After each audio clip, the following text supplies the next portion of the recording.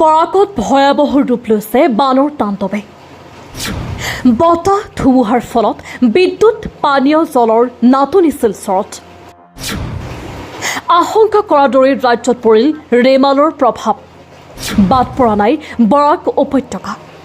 নিশা বৰাকৰ কাছাৰ কৰিমগঞ্জ হাইলাকান্দিত ৰেমালৰ ধুমুহাত উভালি পৰিল অতি পুৰণি বৃহৎ গছ গছনি। নিশা বতাহৰ গতিবেগ বৃদ্ধি হোৱাৰ ফলতেই উভালি পৰে প্ৰকাণ্ড গছজোপা। ব্যাহত হৈ পৰিছে বিদ্যুৎ যোগান, নাটনি হৈছে খোৱা পানীৰ। আনহাতে সোমবাৰৰ দুপৰীয়াৰ পৰা নেৰানেপেৰা বৰষুণৰ ফলত শিলচৰৰ ৰাজপথ অলিয়ে গলিয়ে কৃত্ৰিম বানৰ ৰূপ লৈছে। আটাইতকৈ গুৰুত্বপূৰ্ণ অভিযোগ, শিলচৰৰ যোৱা 2022 বন্যাই শিলচৰৰ ৰাইজক দেখুৱাইছিল ভয়াৱহ ৰূপ। তাৰ পাছতো গালৰা নাই কাছাৰ জলসম্পদ বিভাগৰ লগতে গড়কাপ্তানি বিভাগৰ।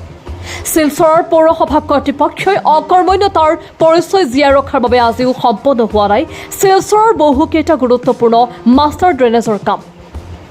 সংস্কাৰবিহীন মাষ্টাৰ ড্ৰেনেজৰ ফলতেই শিলচৰ বাৰে বাৰে অলপ বৰষুণত বানৰ তাণ্ডৱ দেখিবলগীয়া হয়।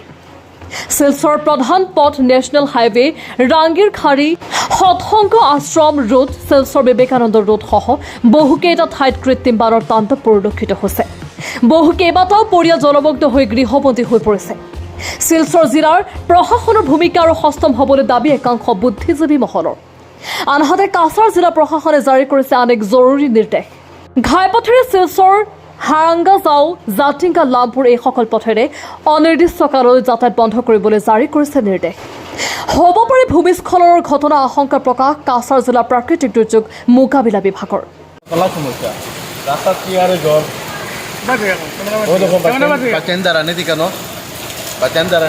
তারা বাইরে হইতে পারেন না জলের লাগে, অতটুক জল। অটোটার মধ্যে তো বন্ধ হয়ে যায় রাস্তার মধ্যে, বাইক স্কুটি বন্ধ হয়ে যায় রাস্তার। কি আরে জল পুরা তো জল তো বাইরে হইতে পারেন না, ড্রেন জাম মেন প্রবলেম। জলের ব্যাপারে কিতা কইবা আপনি? ও জাকির ভাই, কিতা খবর, ভালো আছো? জলের ব্যাপার কই আপনি? আজকে আমি সকালে বাইরেছিলাম নর্মালি আর কি। আমার সিকিউরিটি গার্ড, আমি অ্যাকচুয়ালি সিকিউরিটি বিজনেস করি। আমার সিকিউরিটি কোম্পানির নাম HPS, নাম পুরা নাম হইল বড় আর কি, হেভি প্রোটেকশন সিকিউরিটি সার্ভিস।